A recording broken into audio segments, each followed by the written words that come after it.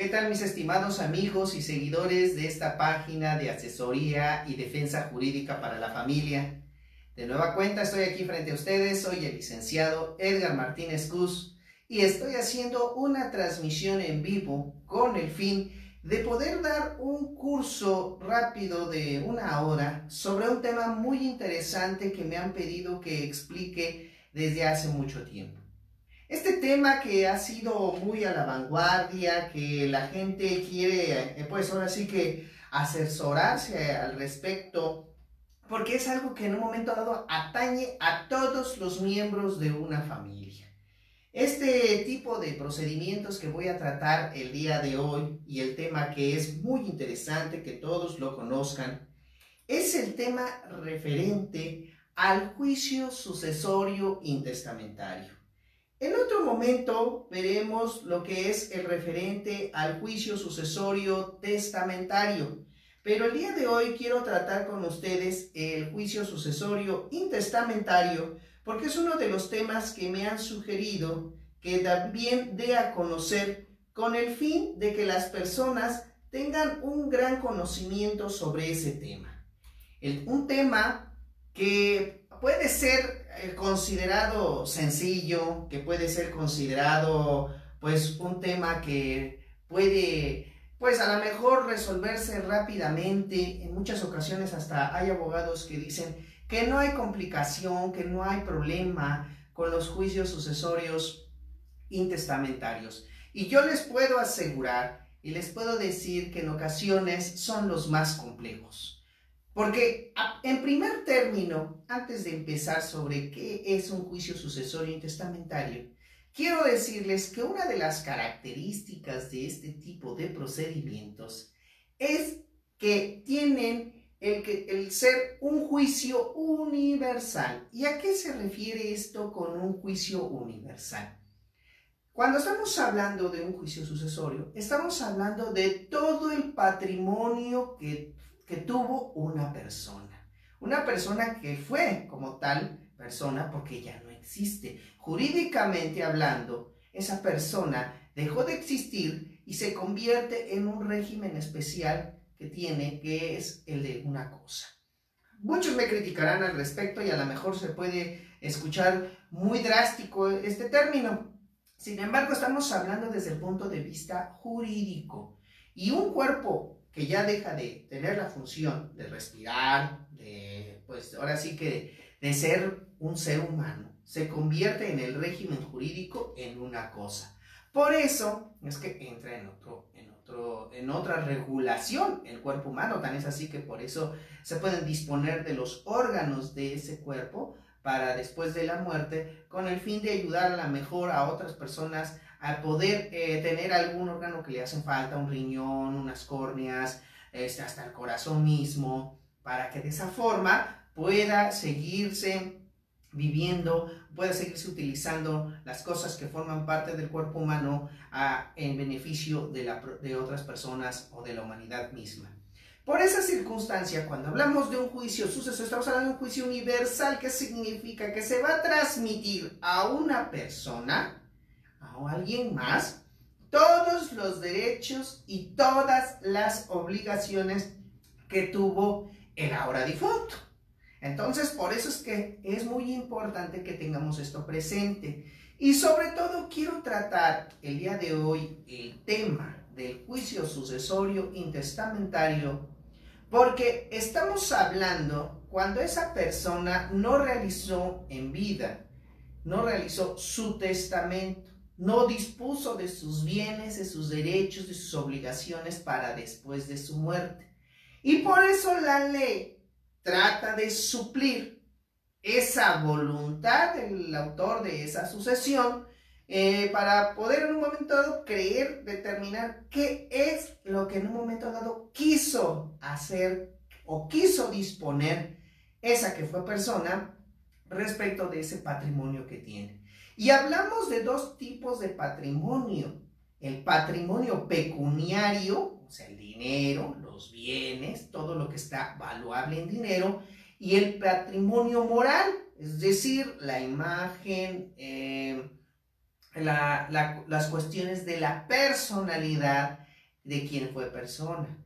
Entonces, ese patrimonio moral no se transmite para después de la muerte. No voy a transmitir mi imagen, no voy a transmitir mi derecho de mi cuerpo, no voy a transmitir nada de eso, porque eso es cuando solamente estoy en vida. Por esa circunstancia se tiene que hablar de un patrimonio moral. Y el patrimonio pecuniario, pues son lo que estamos comentando, todos los derechos, todas las obligaciones que se contraen para después de la muerte.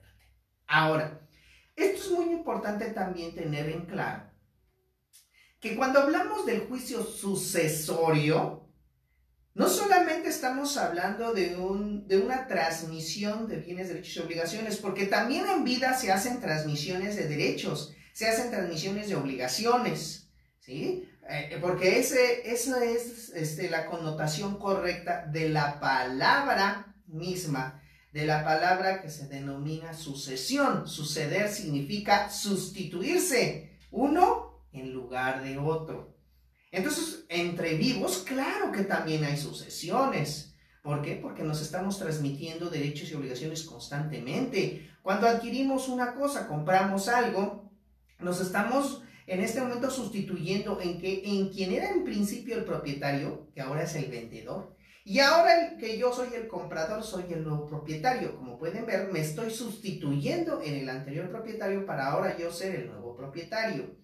En los contratos de cesiones de derechos, igual, estoy sustituyéndome uno por otro. Entonces, y así, en el contrato de transporte, estoy sustituyéndome en la persona que me está otorgando el servicio para poderme trasladar de un lugar a otro. Entonces, diariamente realizamos cuestiones de derecho sucesorio, pero ese se llama intervivos. Cuando hablamos de sucesiones por causa de muerte o mortis causa, es cuando estamos hablando ahorita del derecho sucesorio mencionado. Por eso es muy importante que lo tengan bien determinado, porque se confunde todos los días. Cuando hablamos de sucesorio, nada más nos vamos a la causa ahora sí que la que se da por causa de muerte. Pero estamos diciendo que el derecho sucesorio también es entre vivos. Y por eso es que entra el régimen del derecho civil.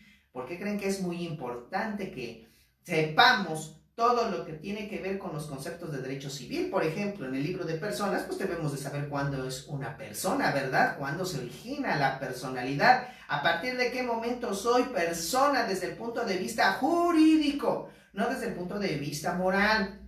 Porque muchos hablan de que si se es persona desde que se está concebido, desde que se da la fecundación o desde que se nace. Desde el punto de vista jurídico, se es persona a partir del momento que le da ese reconocimiento a la ley. Y la ley dice que una persona como tal es cuando nace vivo y viable.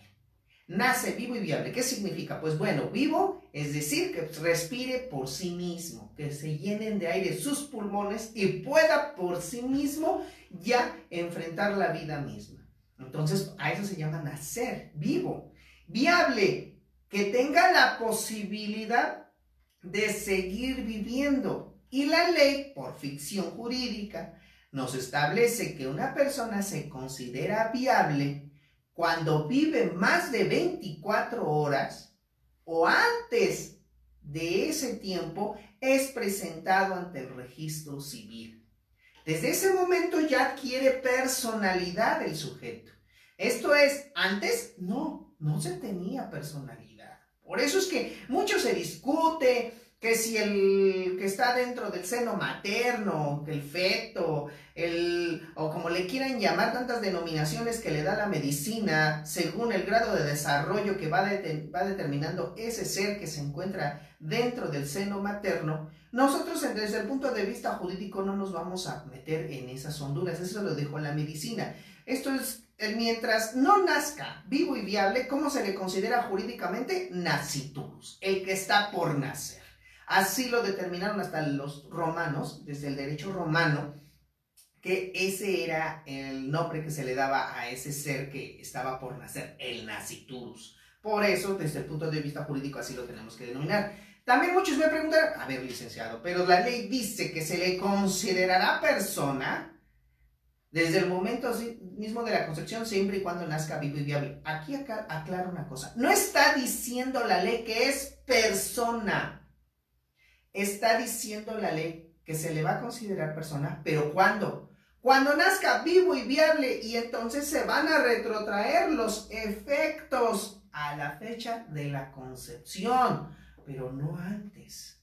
Entonces es muy importante que ustedes lo tengan presente, porque ahí también ha generado ese tipo de confusiones, ha generado ese tipo de cosas que pues muchas veces seguimos con la discusión doctrinal, si desde cuándo surge la personalidad, desde que se nace, desde que en un momento dado es concebido, y ahí es donde también pues tenemos todas estas cuestiones que se van dando en la vida diaria.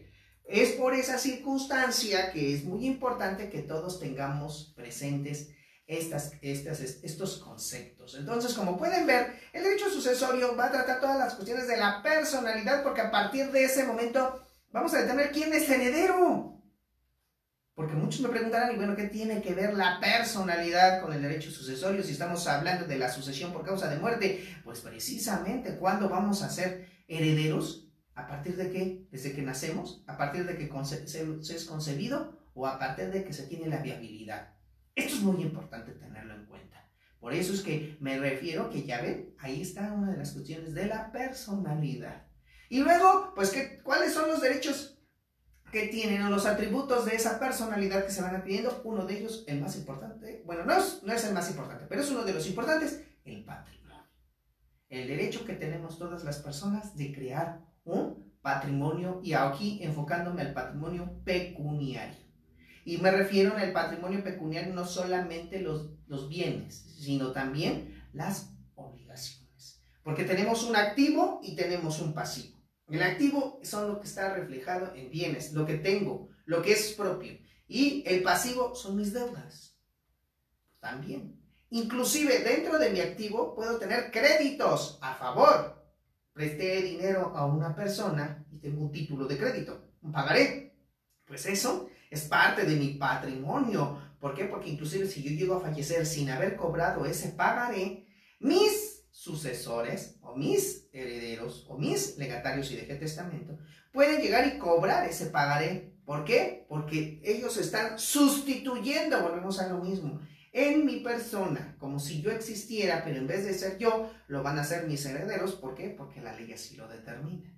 Ahí estamos viendo todas estas cuestiones prácticas que en la vida real se van dando y que por ello es muy importante que tengamos muy claros nuestros conceptos de derecho civil. Con toda honestidad y con todo respeto también para mis colegas, ¿cuántos colegas, cuántos abogados me han pedido asesoría sobre diversos juicios sucesorios?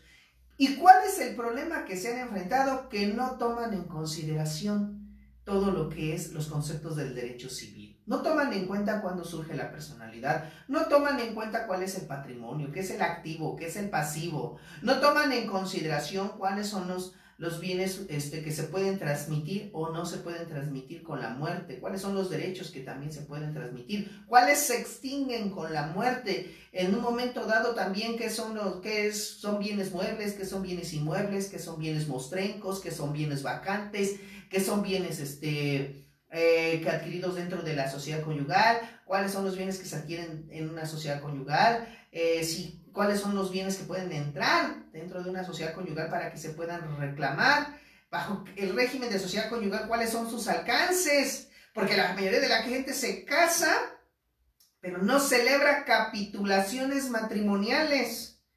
¿Y qué son las capitulaciones matrimoniales? Muchos no lo saben. Con todo respeto, pero para los estudiantes, yo he tenido alumnos recién egresados de las universidades y no saben qué son las capitulaciones matrimoniales. Tienen una idea, pero ni siquiera saben darme un concepto acertado, mínimo, una idea que se acerque al concepto de capitulaciones matrimoniales. Y las capitulaciones matrimoniales son los pactos que los cónyuges pueden celebrar en el momento mismo de la celebración del matrimonio o con posterioridad a él, en donde van a determinar el patrimonio, cómo se van a distribuir tanto los bienes como las obligaciones durante su matrimonio. Por eso es muy importante que sepan, la mayoría de la gente se casa y sociedad conyugal, o como malmente le llaman, bienes mancomunados. Y así se la llevan y cuando ya se quieren divorciar, ahí es donde empieza el pleito. ¿Por qué? La mayoría de los problemas que yo me he topado es el referente a los créditos hipotecarios que adquieren sobre bienes inmuebles durante la vigencia de su matrimonio. Y entonces ahí es donde dicen, ¿y ahora que me voy a divorciar? ¿Qué parte me toca de ese bien?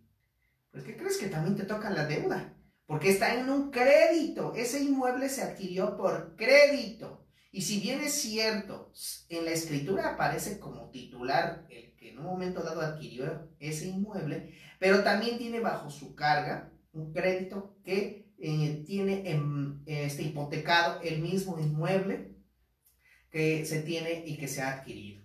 Por eso es muy importante que sepamos muy bien los alcances. Cuando una persona fallece, si tiene vigente su seguro de vivienda, porque al momento que ustedes adquieren un crédito hipotecario, inmediatamente también la hipotecaria les hace adquirir o contratar un seguro de vida con respecto de ese inmueble.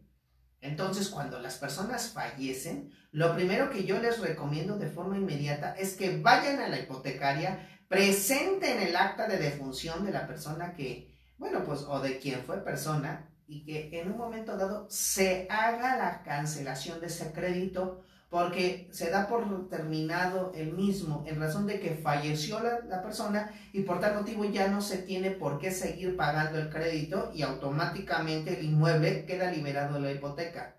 Entonces es muy importante que también esto lo sepan. Muchas personas también no lo hacen. No van con el Infonavit, no van con el Fobiste, no van con la hipotecaria, no van con la aseguradora y en su caso no hacen ese cambio que se tiene que hacer o esa cancelación. ¿Y qué sucede? Que todavía siguen arrastrando la deuda porque la hipotecaria, porque el Infonavit, porque el Fobiste va a seguirles requiriendo que se pongan al corriente de los pagos correspondientes.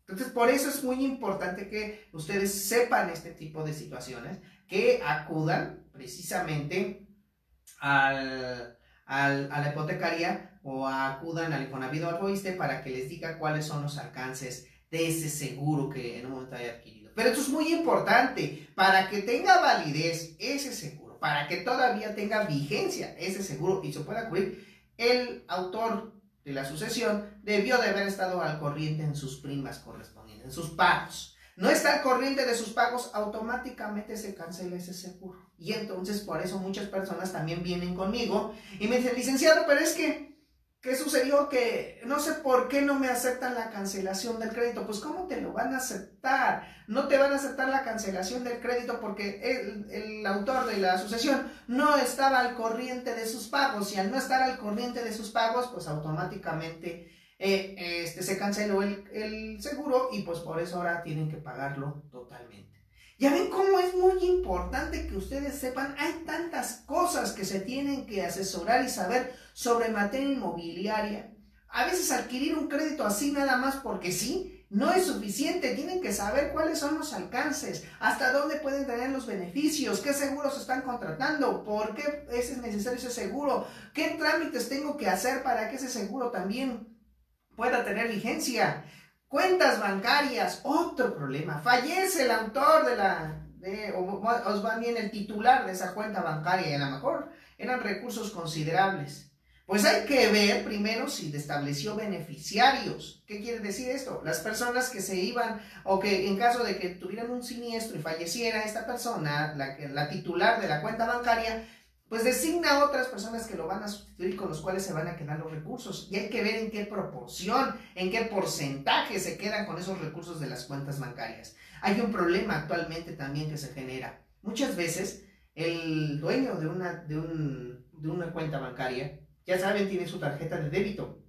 ¿Y qué sucede? A veces por la cuestión sentimental o por la cuestión de salud, el titular puede darle la tarjeta de débito pues a su hijo, a su sobrino, a su esposa, a quien no le tenga tanta confianza, y le da el NIP de la tarjeta.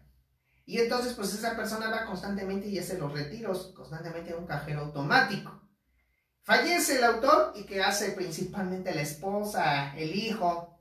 Pues antes de que vayan los demás a reclamar algo y sin avisarle al banco, pues empieza a hacer retiros constantes a través de la tarjeta de débito.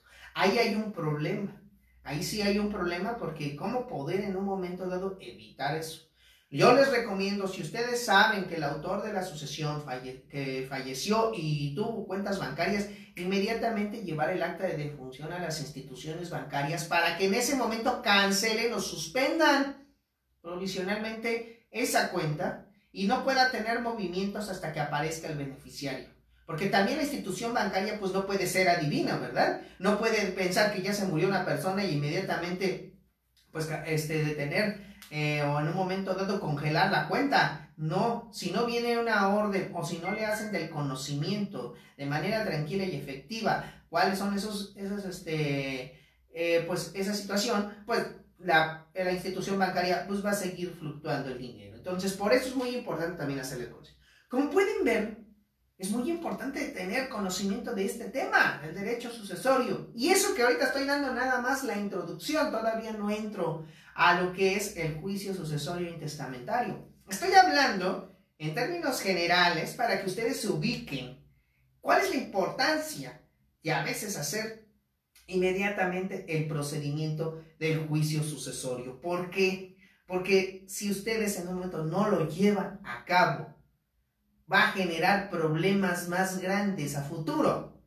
Y al ratito resulta que ya la casa, hasta la destruyeron, llegó otro heredero que dijo que también él tenía derecho, empiezan a construir, empiezan a derrumbar algunas partes de los inmuebles, que las tierras que se dedicaban al cultivo también, pues resulta que ya las está explotando otra persona, que resulta que el abuelito fue el titular del autor de la sucesión, fue el titular de ese inmueble, pero ahorita el que está viviendo ahí es el bisnieto, todo por no haber hecho el juicio sucesorio del abuelito o del bisabuelito desde hace 20, 30 años, y todavía quieren llegar y ahorita regularizar. Llega un decreto expropiatorio y resulta que la casa está irregular, está intestada y no hay quien en un momento pueda venir a reclamar. Resulta que el autor de la sucesión tenía vehículos, tenía automóviles, tenía bicicletas, motocicletas de alto valor económico, pero pues ya lo vendieron, ya lo deterioraron. Y sobre todo dicen, ¿y qué pasa con los bienes de la persona que en un momento dado falleció? ¿Quién se tiene que hacer cargo de ellos? ¿Quién se tiene que responsabilizar? Si no abren el juicio sucesorio, pues ¿cómo quieren que en un momento dado haya una persona que se responsabilice de esos bienes? Por eso es muy importante, porque la ley dice claramente que en un momento, cuando fallece una persona, lo primero que se debe hacer es denunciar su juicio sucesorio, para que de esa forma el juez nombre después un albacea, ya sea albacea primero, sea quien cuide ese patrimonio que dejó el autor de la sucesión. Entonces, ¿cómo quieren que en un momento dado, pues, si no hacen ese llamamiento, si no llaman a los herederos, pues, ¿cómo quieren que no se resguarde todo ese patrimonio? Por eso le digo qué es lo que pasa en la práctica. En la práctica sacan el dinero de las cuentas bancarias, ahora sí que la casa misma la desalojan, o sea, sacan todos los bienes, ¿no? Que se llevan, la lavadora, que la cocina, que la mesa que era de caoba, que los cuadros, que las joyas. Todo eso es lo que en un momento dado sucede si no hacen bien el juicio. O la gente que a lo mejor no tendrá todos esos bienes, pero un inmueble, ahí se están peleando por un inmueble. Una casita que a lo mejor es de 3x10 y ya se están peleando ahí de quién le toca la casa, a quién en un momento dado le corresponde quedarse con ella. Y que si tiene cónyuge, y que si tiene concubina, y que si tiene hijos por otro lado, también a poco los hijos tienen derecho a la herencia. Claro, todos en un momento dado tienen que participar. O que si tuvo deudas el autor de la sucesión, resulta que tuvo más deudas que bienes de los que dejó. ¿Qué pasa con esa circunstancia? Pues también en un momento se tiene que responder ante ello. Por eso es lo que les digo, esto es muy importante que tengamos presente, y esto también, porque este curso que lo estoy dando no solamente es para los abogados, es para toda la gente, para que sepan qué pueden hacer. porque esto es muy importante. Me he dado cuenta que la ignorancia es lo que trae precisamente la pérdida de derechos. ¿Cuántas personas por ignorancia, por desidia también, después lo hago, no hay problema, lo dejo para después, y así se la están pasando, y después llega, pero con muchos problemas, y entonces ya parece que tuvo 4 herederos, 5 herederos, y todos quieren una parte de la herencia? Entonces lo recomendable es que, de verdad, lo ideal es que todas las personas hiciéramos nuestro testamento. Pero si no lo llevamos a cabo, pues entonces hay que asesorarse adecuadamente para saber cuándo tengo derecho a la herencia y cuándo no. ¿Por qué? Porque quiero establecer que ahorita lo que voy a hablar principalmente lo voy a enfocar a la Ciudad de México y al Estado de México, que es donde yo estoy ejerciendo más aquí la profesión. Entonces, aquí es donde nos estamos encontrando con todo este tipo de problemas. ¿Y por qué digo que me voy a enfocar a estas dos entidades federativas? Porque cada entidad federativa tiene su propio código civil y tiene su propia forma de regular a veces el derecho sucesorio y hasta el orden en que tienen que aparecer, o en un momento tienen derecho a la herencia, los familiares. Entonces, aquí esto es muy importante porque aquí está estableciendo muy bien la manera en que se va a distribuir la herencia, porque no es lo mismo la regulación que tiene inclusive la Ciudad de México con el Estado de México, ¿eh?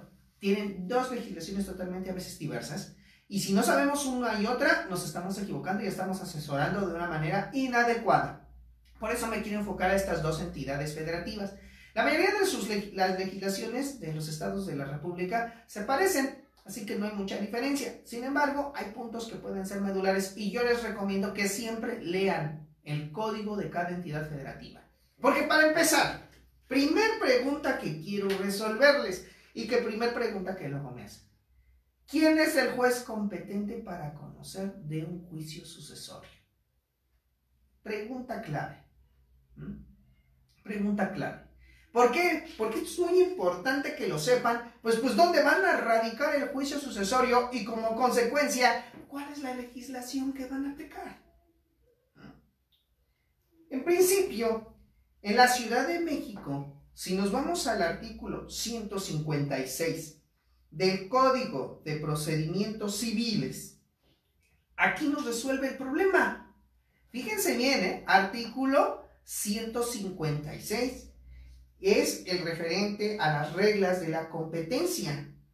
Y así tenemos que cuando nos habla, el artículo 156 dice, es juez competente, y dice la fracción quinta, en los juicios hereditarios, el juez en cuya jurisdicción haya tenido su último domicilio el autor de la herencia. Este es el primer punto.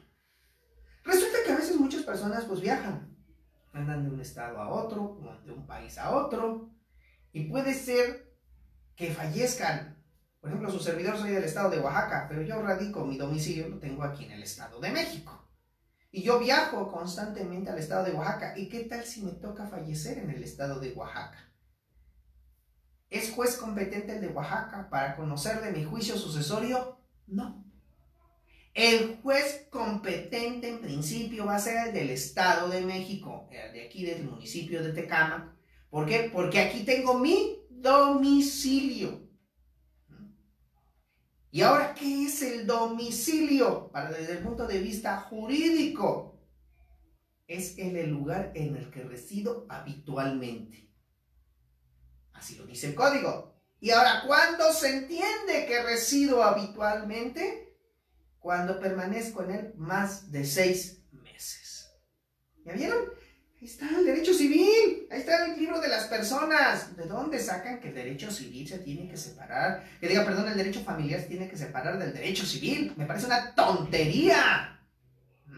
Una completa tontería decir ese tipo de cosas. Pero bueno, después nos metemos a la autonomía del derecho para la familia. Entonces, ahorita ahí está. Primero, el juez competente va a ser el del domicilio. Entonces, en este caso, del Estado de México. Y aplicamos la legislación del Estado de México.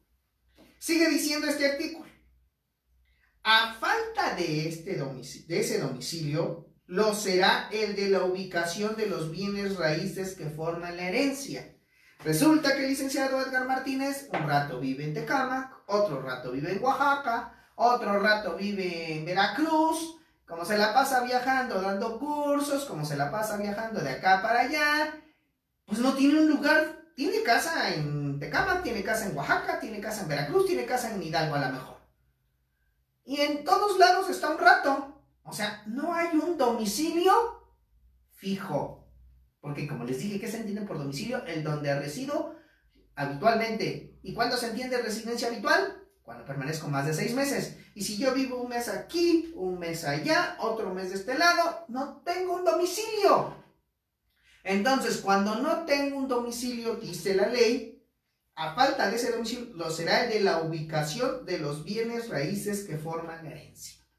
Donde más tenga la cantidad de bienes raíces. Puedo tener una casa en Oaxaca, puedo tener una casa aquí en el Estado de México, pues cualquiera de los dos puede ser el juez competente, porque si no tengo domicilio, pero pues tengo bienes que pueden estar en uno como en otro lado. ¿Ya vieron?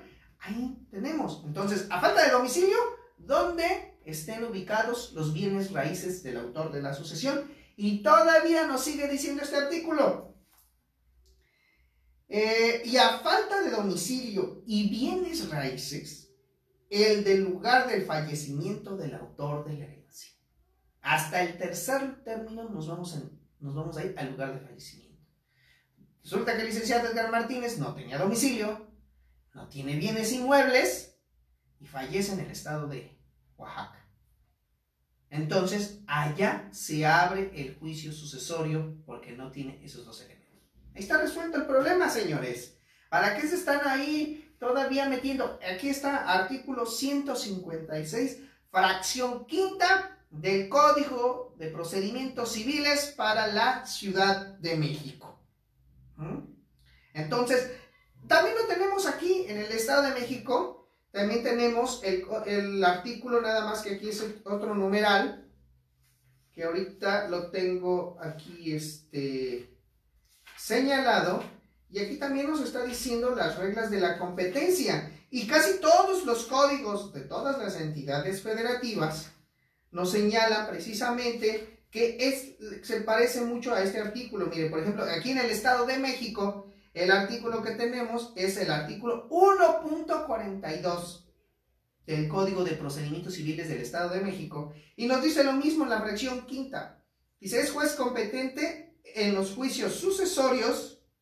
Aquí nos decían los juicios hereditarios, es un sinónimo, pueden ser sucesorios o hereditarios, aunque yo le voy más correctamente a hereditario. ¿Por qué? Porque la herencia se da con posterioridad al fallecimiento del autor del mismo. Entonces dice aquí, en los juicios sucesorios, el del lugar donde haya tenido su último domicilio el autor de la herencia, a falta de lo será el de la ubicación de los bienes inmuebles que formen la herencia, y si estuviere en varios distritos, el de cualquiera de ellos a prevención. Es decir, pues ahí va a terminar el juez. ¿Quién va a ser el juez? Dice, a falta de lo anterior, el del lugar del fallecimiento del autor de la herencia. Y lo mismo se observará en casos de ausencia, sin que en este último supuesto haya lugar al sometimiento expreso o tácito. Como pueden ver, los códigos de todas las entidades federativas se parecen en ese precepto, nada más hay que saberlo buscar. Y yo les recomiendo que lo busquen en las reglas de la competencia. Entonces, como pueden ver, ahí es donde está la solución también a ese problema. Porque muchas veces, colegas, me han preguntado sobre quién es el juez competente para conocer de un juicio sucesorio. Y el juez competente para conocer de eso, pues lo resuelve el artículo 156, fracción quinta del Código de Procedimientos Civiles para la Ciudad de México, o el 1.42, fracción quinta también del Código de Procedimientos Civiles del Estado de México. Entonces, nada más es cuestión de irnos un ratito a checar el código para que sepamos eso. Y siempre, yo como les digo hasta a mis alumnos, estudiantes de la carrera de Derecho, o a los colegas abogados, cuando les doy mis cursos también, es revisen siempre el artículo 156 o el 1.42 del Código de Procedimientos Civiles, porque ahí es el que nos va a determinar la competencia. ¿Y por qué es importante la competencia? Porque también de ahí aplicaremos la legislación correspondiente. Entonces, ahí tienen resuelto el primer problema, Porque de ahí nos vamos a ver, entonces, si su último domicilio del autor de la sucesión fue la Ciudad de México, pues lo tengo que radicar en la Ciudad de México. ¿Sí? Y si en dado caso murió o tenía su último domicilio en el Estado de México, pues lo voy a radicar en el Estado de México. Y así sucesivamente, ¿eh? Si fue en Hidalgo, Veracruz, Chiapas, Oaxaca, Coahuila, Sonora, Sinaloa, Tamaulipas y todos los demás estados de la República, pues donde haya tenido su último domicilio, es en primer término quien va a conocer del juicio sucesorio. Ahí está. Entonces, es ahí donde se tiene que presentar la denuncia sucesoria. Ahora, ¿quién va a presentar la denuncia sucesoria? No es demanda, abogados, público en general, no cometan esa tontería, porque también me he llevado esa sorpresa que dicen, ya presenté la demanda de sucesión. No, porque la demanda es cuando yo estoy exigiendo, hay un litigio, hay un pleito, yo estoy requiriéndole a una persona, le estoy exigiendo el cumplimiento de una prestación. Y aquí estamos hablando de una cuestión sucesoria, así que no es demanda, es denuncia. Y esto va para los penalistas que se adjudican el término denuncia como si nada más fuera para el derecho penal. Señores, también hay denuncia en materia civil. Entonces, la palabra denuncia no nomás está enfocada para los penalistas, también está enfocada para los civilistas, familiaristas. ¿Por qué? Porque también aquí en el campo del derecho civil se hace una denuncia. ¿Por qué se aplica la palabra denuncia? Porque se le está haciendo del conocimiento a una autoridad que una determinada persona ha fallecido. Entonces, por eso es que se hace esa cuestión. Veo que ya me están realizando algunas cuestiones, algunas preguntas. Voy a darle contestación en este momento para que pues vayamos también avanzando. Y así por partes voy a ir dando contestación a algunas de las preguntas que me estén realizando para que pues tengamos pues ahora sí que una dinámica adecuada en este rubro y podamos en un momento dado pues ahora sí que mayor dinamismo en este aspecto. Muy bien, a ver, voy a ver que está aquí. Permítanme tantito porque ya saben que cuando estamos en vivo, pues luego hay fallas técnicas. Muy bien, dice Yael González, excelente curso, licenciado, gracias, gracias Yael. Tengo aquí también a Roberto Torres, felices fiestas, amigo abogado, felices fiestas también, feliz Navidad, aunque ya pasó, pero espero que hayan tenido una excelente Navidad y bueno, viene el año que entra, así que disfrútenlo, que de verdad se logren todos sus propósitos y que logren todos los éxitos que ustedes mismos quieran labrarse. Eric Christopher García Perea, felices fiestas, Lee, gracias, Christopher, igual para ti y para toda tu familia. Isaír López Aspeitia, ya era justo saber algo de usted, licenciado. Una pregunta, ¿puede un hijo pedir herencia si no fue registrado por el decuyus? Ay, perdón. Por el decuyus, pero todos saben que es hijo de él a pesar de que no lo registró. Buena pregunta. Ahorita quería entrar más adelante a esto, pero nomás me adelanto.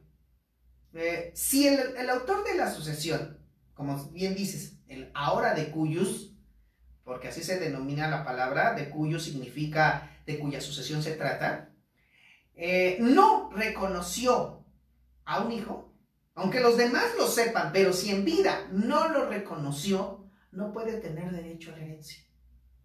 ¿Por qué? Pues porque solamente el reconocimiento de paternidad, la demanda de reconocimiento de paternidad se hace en vida del autor, del presunto progenitor.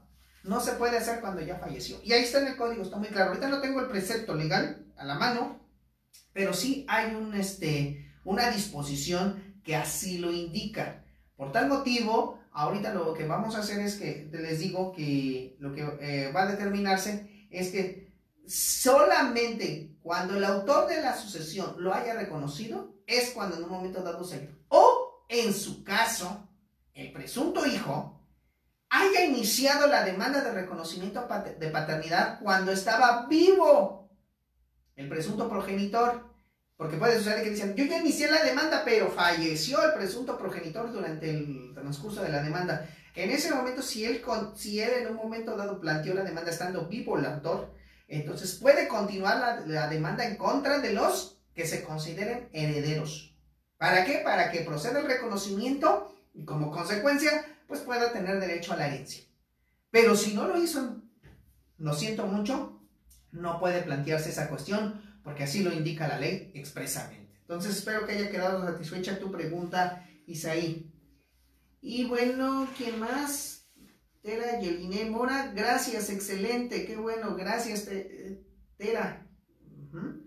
Y bueno, así que pueden seguir haciéndome las preguntas que gusten y que pues vamos a tratar de irlas resolviendo conforme a lo que nos marca la propia ley.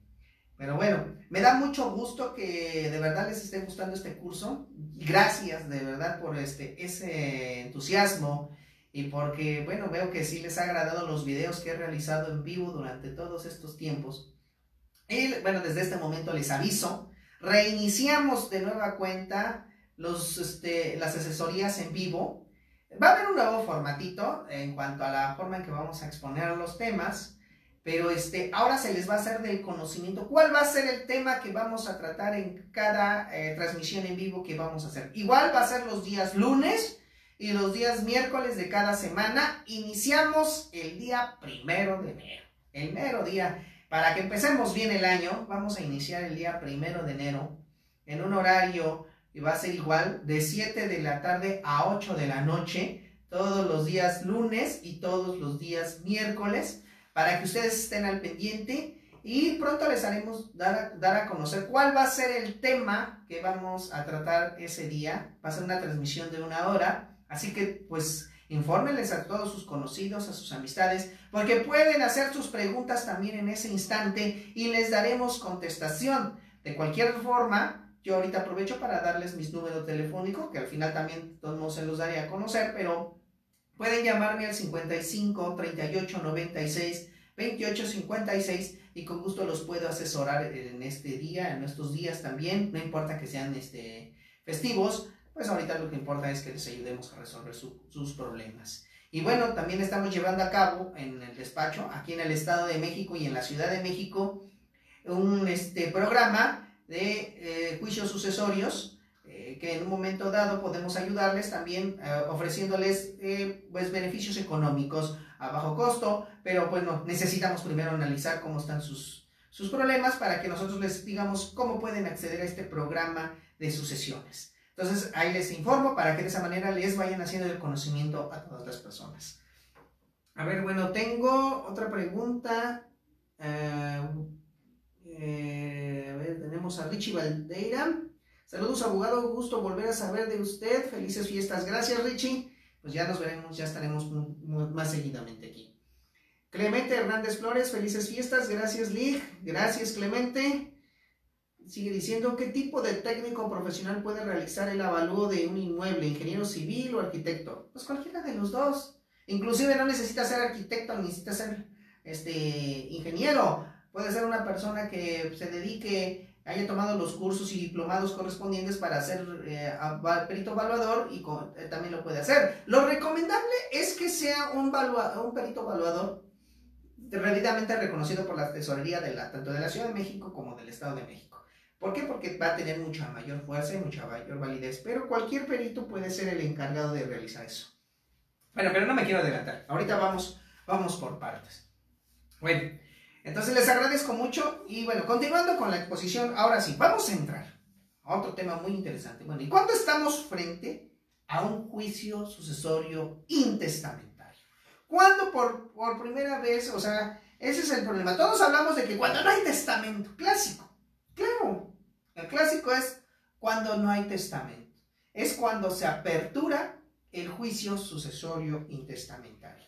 Pero no es la única. No es la única donde, bueno, cuando nos vamos a encontrar con esa circunstancia, no es el único motivo por el cual se va a abrir el juicio sucesorio intestamentario, sino que existen también otras hipótesis que nos señala la propia ley y en la cual nos va a decir cuándo estamos frente a una sucesión legítima. Y el artículo en la Ciudad de México, el artículo 1599, nos dice claramente cuándo nos encontramos o cuándo se puede abrir el juicio sucesorio intestamentario.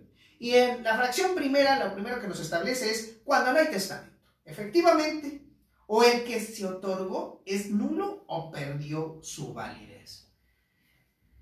¿Qué tal si hay un testamento?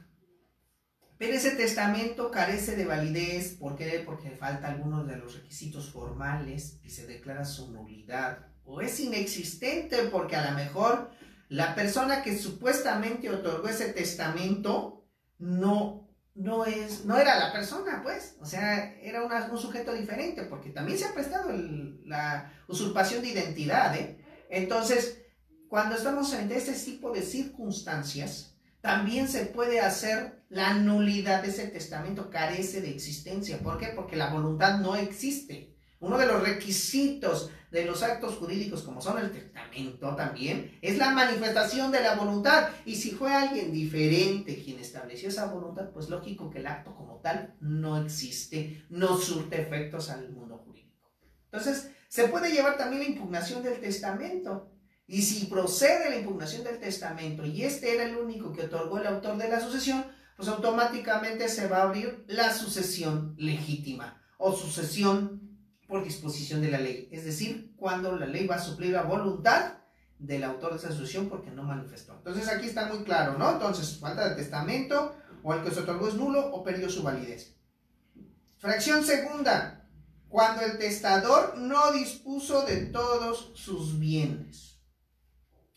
En ocasiones puede suceder que sí haga su testamento el autor de la sucesión, pero resulta que en el testamento solamente habló de unos determinados bienes y no habló de otros. El licenciado Martínez habla de los bienes que tiene en el estado de Oaxaca, pero no habla de los bienes que tiene aquí en el estado de México. Entonces, de Oaxaca determina quiénes son sus herederos, quiénes son sus legatarios y punto. Pero de los que están aquí en el estado de México no dice nada. Entonces, los que se consideren con derecho a la herencia pueden abrir la sucesión legítima aquí en el estado de México con respecto de los bienes que en un momento dado no se mencionaron en el testamento. Entonces ahí está claramente que por esos bienes se pueden aperturar.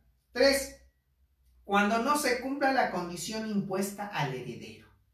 En ocasiones en un testamento, que no es la terminología correcta, no es de condición, sería más bien la carga. Resulta que Edgar Martínez Cruz tiene 2 hijos. Vamos a suponer que uno ya fuera mayor de edad y el otro fuera menor de edad. Y entonces yo le digo a mi hija mayor, te dejo como heredera de todos mis bienes, siempre y cuando tú hagas que tu hermanito termine una carrera.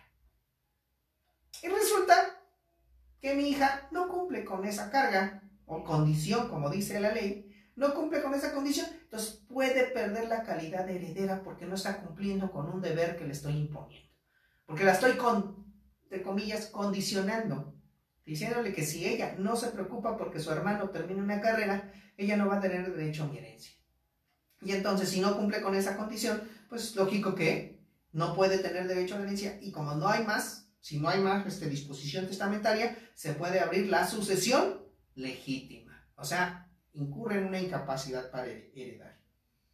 Y la cuarta dice, cuando el heredero muere antes del testador, repudia la herencia o es incapaz de heredar si no se ha nombrado sustituto.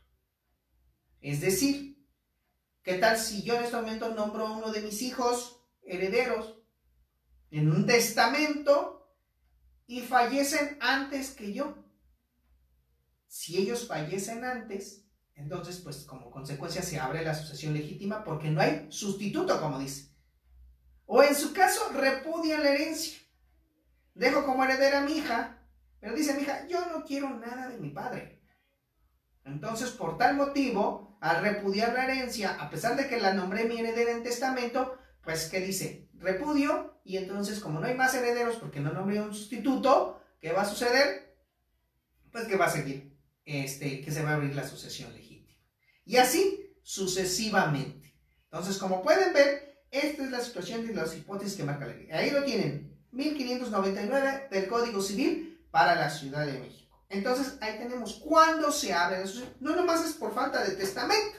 Aquí también estamos hablando cuando no haya testamento, se declaró nulo o no se dispusieron de todos los bienes, o el heredero no cumple la condición, o falleció, repudió la herencia del heredero antes que el autor de la sucesión. Entonces ahí está claramente esta cuestión de cuándo abrimos el juicio sucesorio, ¿sí? Muy bien, ahora, siguiente pregunta a resolver. ¿Y quiénes pueden acudir a un juicio sucesorio intestamentario? ¿Quiénes tienen derecho a la herencia en un juicio sucesorio? Intestamentario o sucesorio legítimo. Y así lo tenemos en el artículo 1602 del Código Civil de la Ciudad de México. Como pueden ver, aquí está todo. Aquí está todo en el propio Código Civil. Y así tenemos que dice el artículo 1602, tienen derecho a heredar por sucesión legítima, fracción primera, los descendientes, cónyuges, ascendientes, parientes colaterales dentro del cuarto grado y la concubina o el concubinario si se satisfacen en este caso los requisitos señalados por el artículo 1635. Me parece una redacción un poco tonta el de decir cónyuges, que entonces me puedo casar con varias personas y por tal motivo puedo tener varios cónyuges. Yo creo que ahí creo que el legislador se pasó y no tuvo cuidado en la redacción, porque dice cónyuges, no está diciendo cónyuge, está diciendo cónyuges.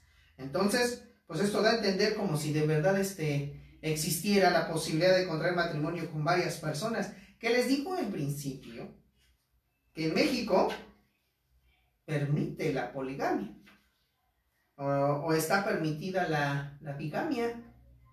No desde el punto de vista civil, no desde el punto de vista penal, ya, porque de verdad, mira, me chocan cuando meten la materia penal. Aprendan a diferenciar entre la materia civil y la materia penal, que son dos cuestiones totalmente diversas, ¿sí? Es más, el derecho penal surge gracias al derecho civil. ¿Por qué?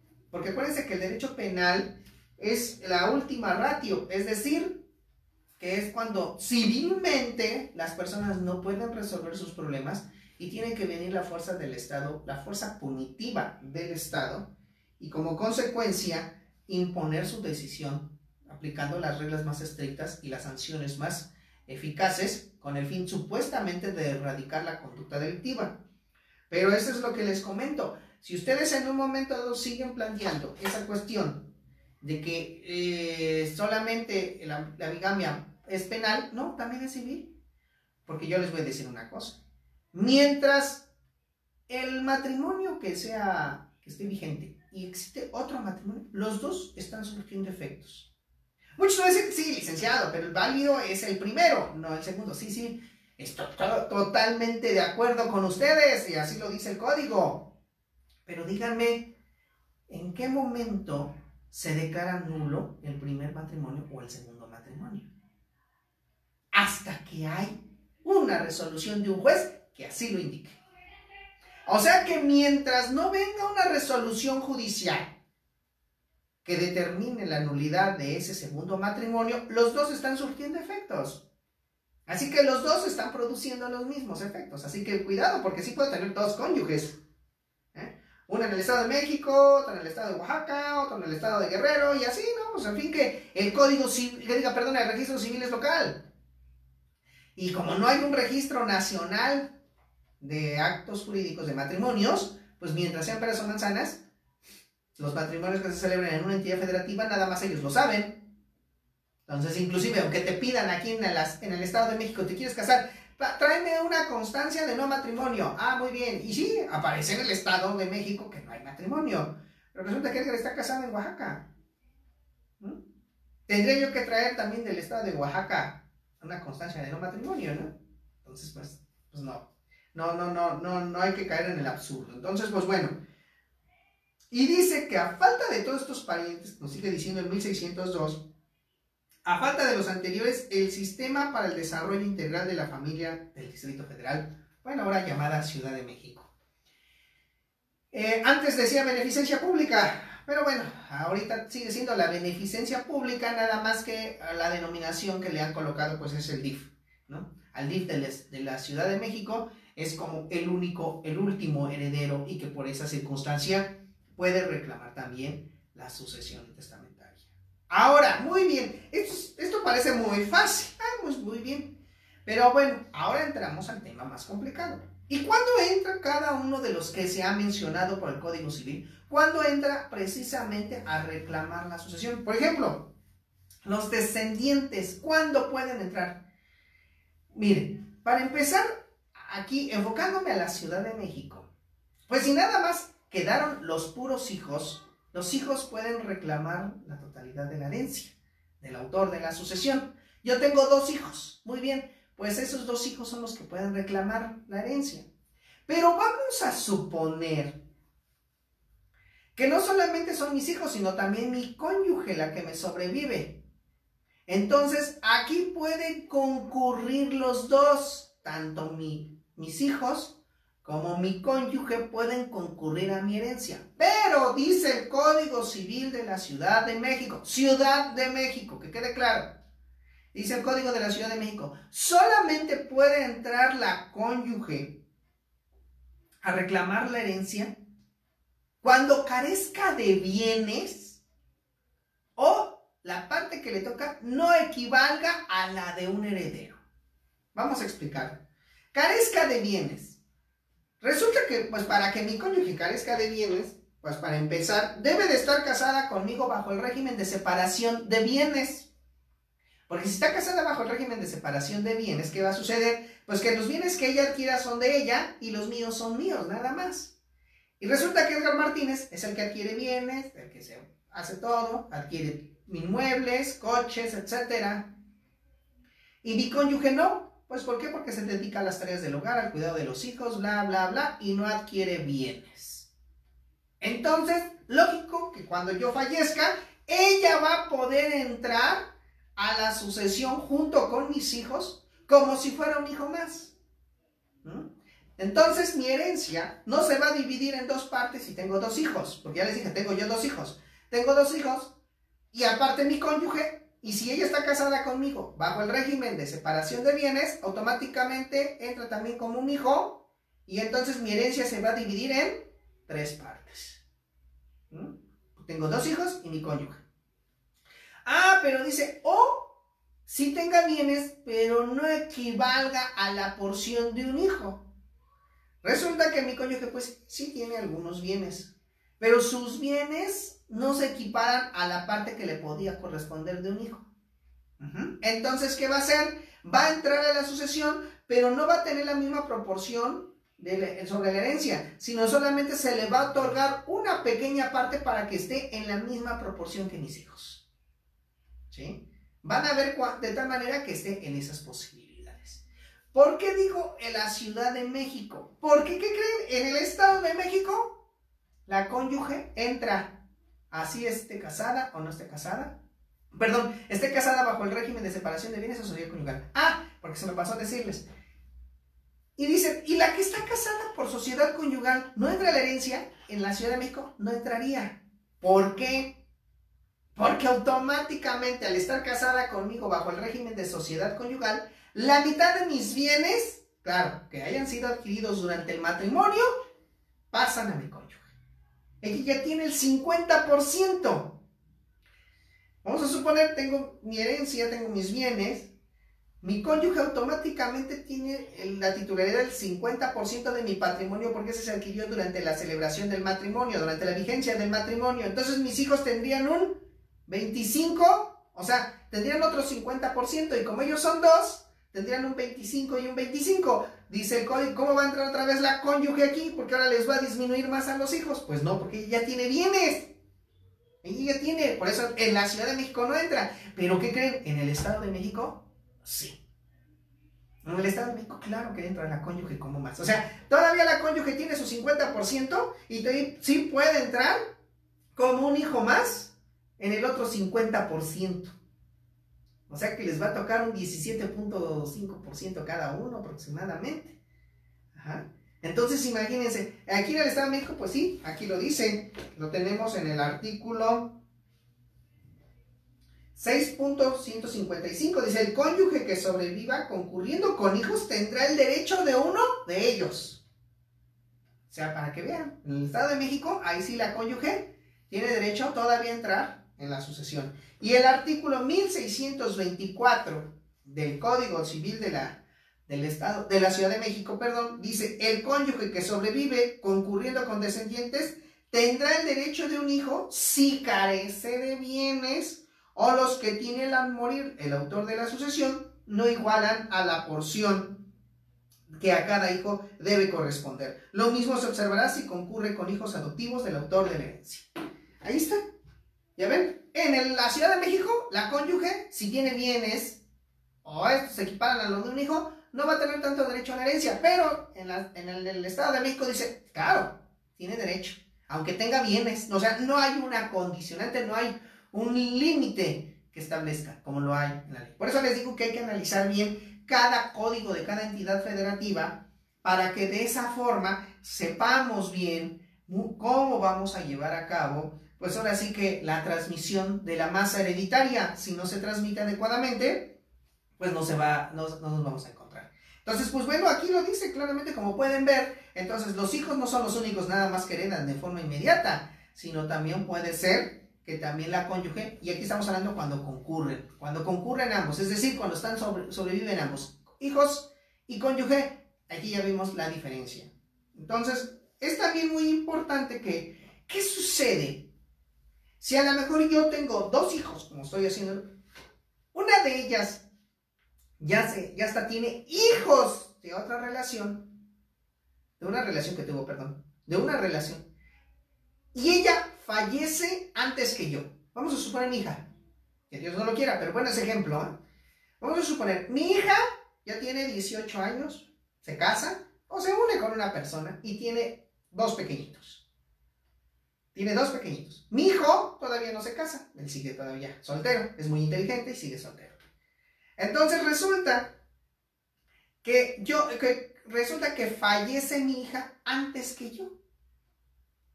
¿Ya? Deja dos pequeñitos, acuérdense, deja dos pequeñitos. Y entonces, posteriormente, 2 años después, fallezco. ¿Se pudo transmitir la herencia o no se pudo transmitir la herencia a mi hija?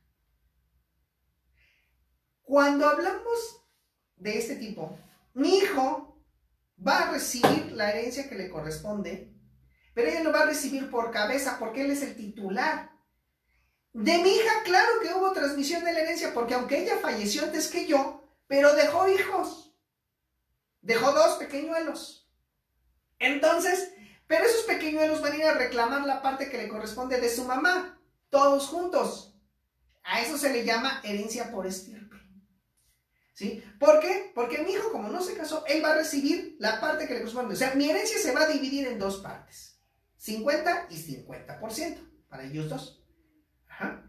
Pero mi hijo sí va a recibir íntegro su 50%. ¿Por qué? Porque él le corresponde, porque él es el que luego heredaba. En cambio, mis nietecitas, que son 2, van a recibir juntas el 50% que le pudo haber correspondido a su mamá. Entonces, por eso ellas heredan por estirpe todo lo que le pudo haber correspondido a su mamá. En realidad, a ellas les va a tocar un 25 y un 25, porque son 2. Entonces, eso se llama sucesión por estirpe y por cabeza. Por cabeza, cuando eres el titular. Y por estirpe, cuando eres el sustituto. En este caso, pues las nietecitas van a sustituir a su mamá.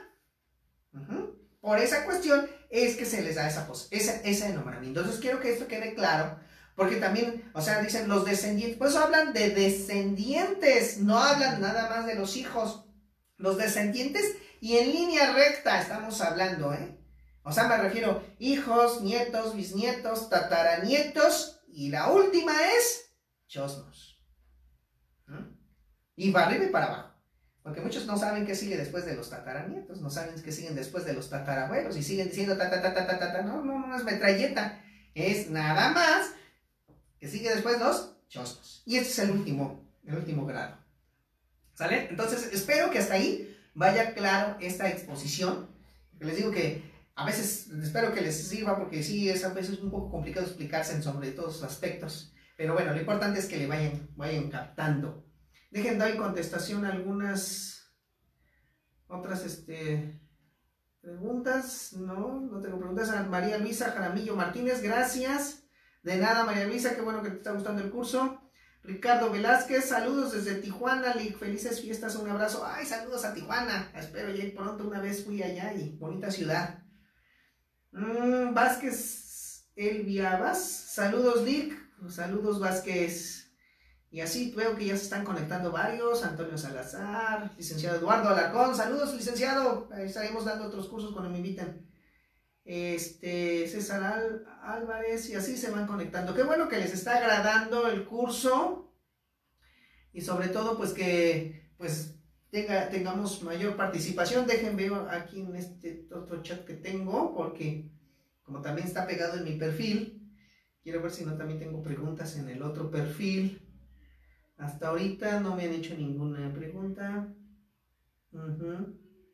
Pero bueno, pueden hacerme las preguntas que quieran y ahorita las vamos a ir resolviendo, ¿sale? Entonces, les agradezco mucho que me estén siguiendo y sobre todo que les esté agradando el curso, ¿no? Porque eso es lo más importante, pues esto es para ustedes mismos y pues lo importante es eso, que tengamos una mayor difusión de la cultura jurídica. Esa es una misión que me he propuesto y que por eso estoy aquí frente a ustedes. Y como les digo, vuelvo a insistir, nos vemos ya a partir del día 1 de enero del año 2020, volvemos con las transmisiones en vivo, nada más que ahora va a ser por temas. Y yo en estos días ya les doy a conocer cuál va a ser el tema del día 1 de enero, o sea, la próxima semana ya. La próxima semana iniciamos con este proyecto que veo que les ha gustado mucho y que de verdad este proyecto se logra gracias a ustedes. Yo les agradezco mucho a todos que su asistencia, su participación, que estén al pendiente de las transmisiones, que les guste lo que estamos aquí manejando, que sobre todo pues estemos aquí transmitiendo, porque es un gusto estar aquí frente a todos ustedes y es un gusto también para mí poder transmitir un poco de lo que sé, porque a veces no es tanto uno el que aprende, perdón, no es el que enseña, es gracias a ustedes que uno aprende, porque gracias a sus preguntas, a sus comentarios, a sus dudas, nos hacen prepararnos y estudiar más al respecto. Erika, hola Erika, excelente curso detallado con sus diferencias en la Ciudad de México y en el Estado de México. Qué bueno, Erika, saludos, cuídate mucho, yo sé que ahorita andas por Querétaro, cuídate ahí en Querétaro, ¿vale?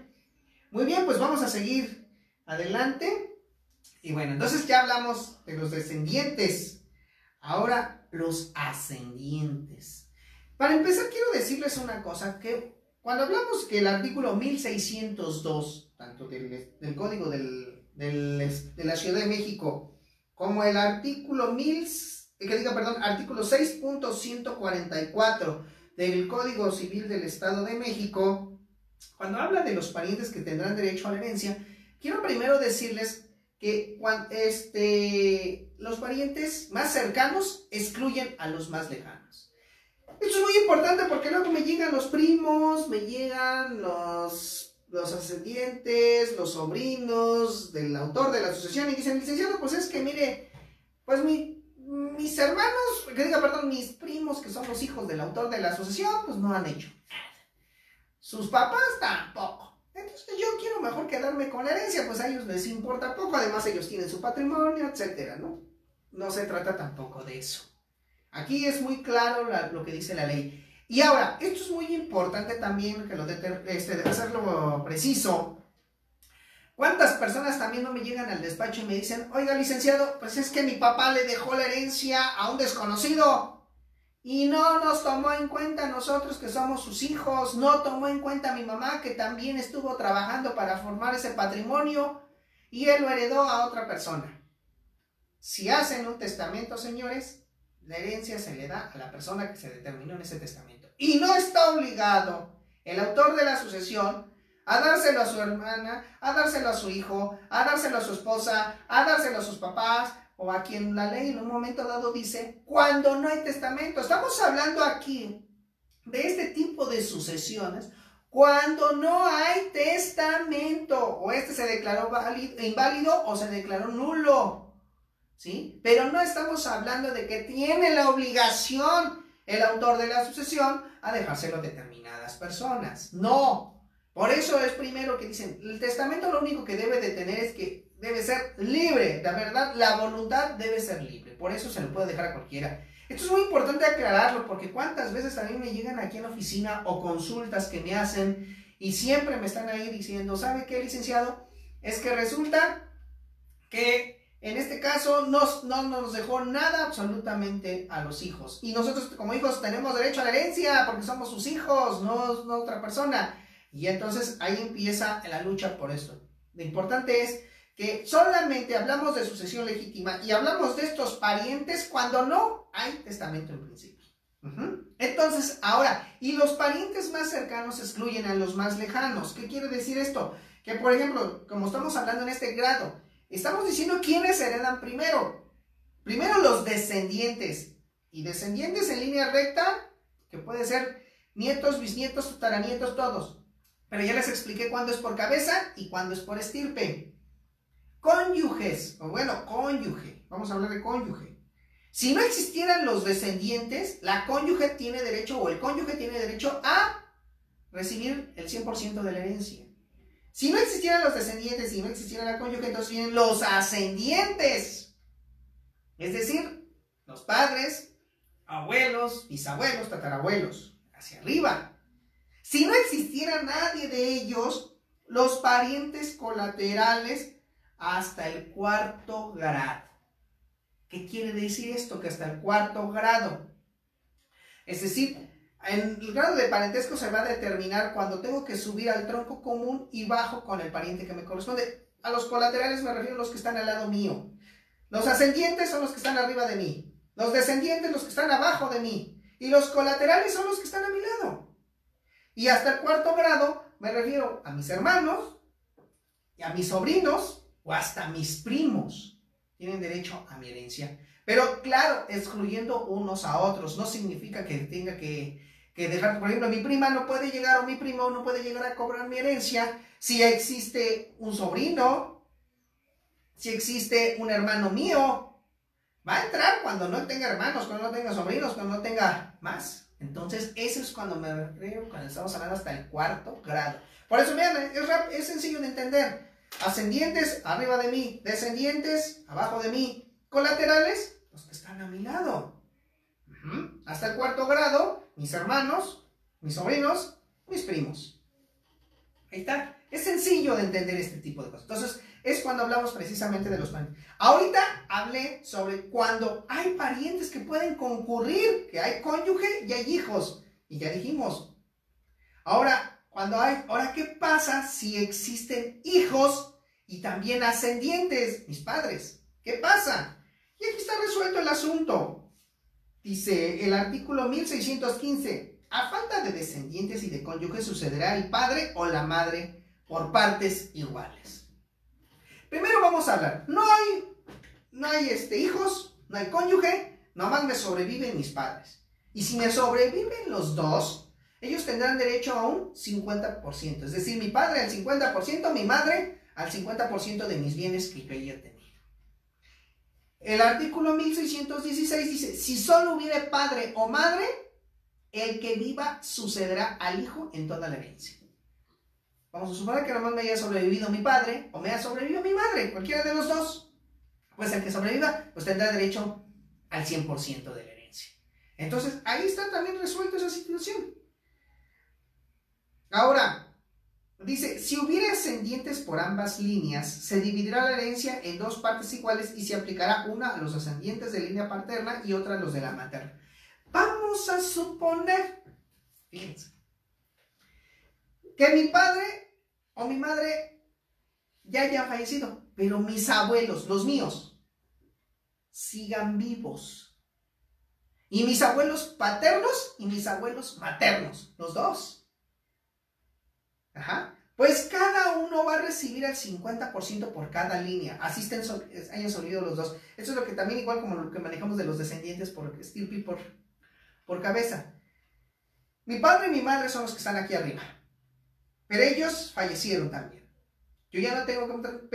Pero sobrevivieron mis abuelos, todavía sigue vivo mi abuelo paterno, mi abuela materna, mi abuelo materno y mi abuela materna. Aquí están todavía. Entonces, mi herencia se va a dividir en 50%, tanto para la línea materna como para la línea paterna. Y a ellos, como son dos, pues ellos se van a tener que repartir en un 25% cada uno. ¿Sí? Entonces, eso es a lo que se refiere el código. que si me sobreviven, pues claro que pueden en un momento dado hacerlo de esa manera. Entonces, espero que les ayude la gráfica como lo estoy haciendo, porque es para que más o menos me vayan captando, ¿verdad? Pero ahora dice, oigan, ¿y qué sucede si concurre la cónyuge con los ascendientes? No hubo hijos. Edgar Martínez no tuvo hijos, pero sí tuvo una cónyuge y sobreviven mis padres. Pues el código dice que cuando sobrevivan los padres y esté la cónyuge hereda al 100% la herencia y los padres nomás van a tener derecho a alimentos sobre mi herencia. Es decir, mi cónyuge con mis bienes les va a otorgar una pensión alimenticia a mis padres, pero ellos no van a tener derecho a la herencia. Ahora sí que la ganona fue mi esposa, se quedó con todo y a mis padres nomás les va a dar el derecho de alimentos. Igual, ¿qué pasa si solamente concurren descendientes? Dice, ¿qué pasa si concurren descendientes con los ascendientes? Igual, los descendientes van a tener derecho a mi herencia y los ascendientes nada más a una pensión alimenticia. O sea, no tienen derecho a la herencia. ¿Por qué? Pues porque así lo determina la ley. ¿Sí? Entonces, esto es muy importante que lo tengan presente. Ahora, cuando ya vemos aquí, ya vimos que entonces cuando tienen derecho a concurrir a la herencia descendientes, cónyuge, ascendientes. Ahora vamos con los parientes colaterales hasta el 4º grado. ¿Y quiénes son mis parientes colaterales hasta el 4º grado? Pues también tienen derecho a ella, como ya les dije, primero, mis hermanos, que son mis parientes colaterales en 2º grado. ¿Por qué en 2º grado? Porque miren, soy yo. Tengo que subir al tronco común que hay entre mi hermano y yo. ¿Quién es nuestro tronco común? Nuestro padre o nuestros padres. Entonces subimos 1 y bajamos a donde está mi hermano 2. Entonces él es mi pariente colateral en 2º grado. Porque subimos 1, baja 2. Resulta que mi hermano tiene un hijo. Se llama Ángel. Y entonces, ¿qué parentesco tengo entre Ángel y yo? Pues subimos al tronco común. ¿Cuál es el tronco común? Sigue siendo mi papá. 1. Bajamos con mi hermano 2. Y con Ángel 3. Es mi sobrino. Entonces con mi sobrino tengo un parentesco colateral en 3º grado. Y se llama desigual. ¿Por qué desigual? Porque entre mi hermano y yo es la misma línea generacional. En cambio, con Ángel ya es otra línea generacional diferente. Entonces, por eso se llama parentesco colateral desigual en 3º grado. Y si Ángel ya tuviera un hijo, subimos otra vez el tronco común. 1, mi hermano. 2, mi sobrino. 3, y el hijo de mi sobrino, que vendría siendo mi nieto sobrino. 4. O sea que tiene derecho a la herencia hasta mi sobrino nieto. Valga la expresión, ¿no? Pero es ¿por qué? Porque es mi pariente colateral hasta el 4º grado. ¿No? Ahora, ¿mis primos también tienen derecho a mi herencia? Sí. ¿Por qué? Porque somos parientes colaterales en el 4º grado y les voy a demostrar.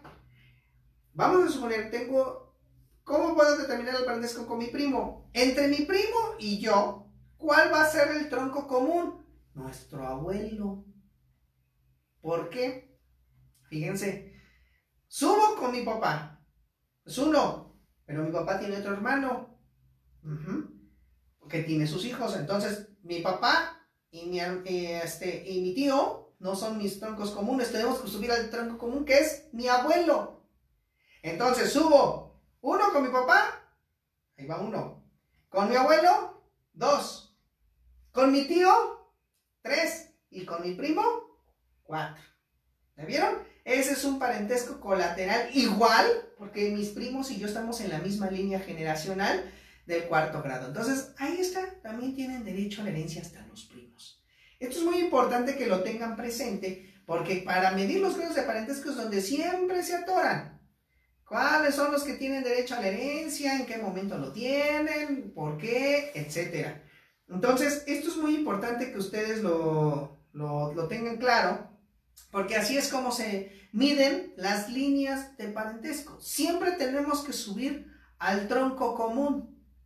Por ejemplo, en cambio de forma recta, no hay mucho problema en ese aspecto, porque por ejemplo, con mi papá, yo tengo un grado de parentesco de primer grado en línea recta. Con mi abuelo, un segundo grado en línea recta, ascendente, porque estoy subiendo. Con mi bisabuelo, de tercer grado en línea recta. Con mi tatarabuelo, en cuarto grado en línea recta, y así sucesivamente. Y para abajo, con mi hijo, tengo un grado de parentesco de línea recta, descendente, porque vamos abajo. Con mi nieto, de segundo grado. Con mi bisnieto, de tercer grado. Con mi tataranieto, de cuarto grado, descendente, porque va hacia abajo. O sea, no hay problema en ese aspecto. Pero donde tenemos los problemas son con los colaterales, porque ahí tenemos que subir necesariamente al tronco común, y de ahí subimos y luego bajamos. Y así es como determinamos los grados de parentesco. Esto, ¿dónde lo aprendemos, abogados, abogadas? ¿Dónde lo aprendemos? En el derecho para la familia, el parentesco. Y entonces me dicen que tenemos que separar el derecho para la familia del derecho civil. Les digo que sigue siendo una completa tontería, porque tenemos que basarnos en los grados de parentesco para poder determinar el grado ahora sí que de la sucesión. Y dice, hay un pequeño detalle que solamente quiero tratar, pero que creo que esto ya quedó superado. El Código Civil nos habla todavía de cuando concurren hermanos con medios hermanos. Y me parece que hay que tener mucho cuidado, porque dice el artículo 1631, dice, bueno, primero el artículo 1630, dice, del Código Civil de la Ciudad de México: si solo hay hermanos, por ambas líneas sucederán por partes iguales, mis hermanos. Pero dice el artículo 1631, si concurren hermanos con medios hermanos, aquellos heredarán doble porción que estos. Esto es, yo puedo tener y llamarlos medios hermanos cuando estos hijos que son producto de una relación esporádica, ¿no? O sea, del papá. Vamos a suponer, mi papá pues se casó con mi mamá, nos tuvo a mi hermano, a mí, somos 4 hermanos. Bueno, tengo 3 hermanos y yo. Y aparte mi padre, pues por fuera, tuvo otros hijos. Resulta que a mi herencia, a la mía, me estoy refiriendo a la mía, yo tengo derecho a repartirle a mis hermanos y a mis medios hermanos también parte de mi herencia, si no tuviera hijos, si no tuviera ascendientes, si no tuviera descendientes, si no tuviera cónyuge. Pero dice el código, los medios hermanos solamente tendrán derecho a la mitad. O sea que, perdón, mis hermanos van a tener derecho a una doble porción y ellos a una sola porción. Se les va a considerar como doble. Ya les dije, tengo 3 hermanos. Y vamos a suponer que 2 hermanos por fuera, 2 medios hermanos. Entonces mis hermanos, cada uno, en principio serían 5 partes, ¿no? Mi herencia se dividiría en 5 partes, pero no. Mi hermana se le va a considerar como doble, como 2. Mi hermano como otros 2, mi otro hermano como otros 2. Entonces estamos hablando 2, 4, 6, 7, 8. Se va a considerar como mi herencia, como se divide en 8 partes. Y a cada uno le va a tocar el doble. A mis hermanos les va a tocar el doble y a mis medias hermanas solamente una parte.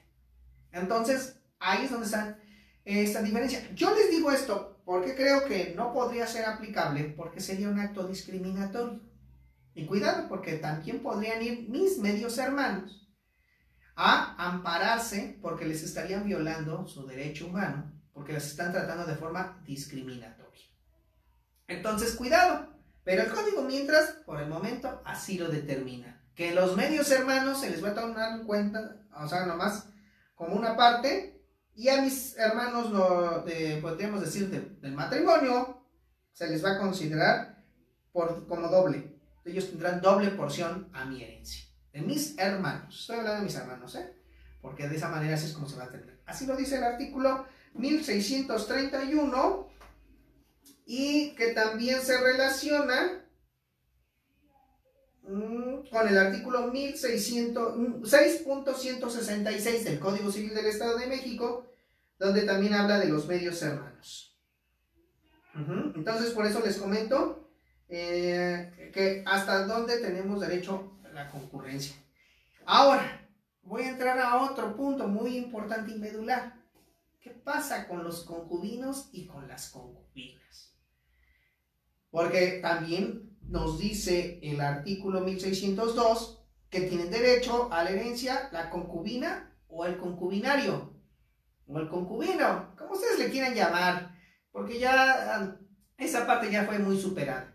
Pero bueno, dice el artículo 1635 del Código Civil de la Ciudad de México: la concubina y el concubinario tienen derecho a heredar recíprocamente, aplicándose las disposiciones relativas a la sucesión del cónyuge, siempre que reúnan los requisitos a que se refiere el capítulo 11º del título 5 del libro primero de este código.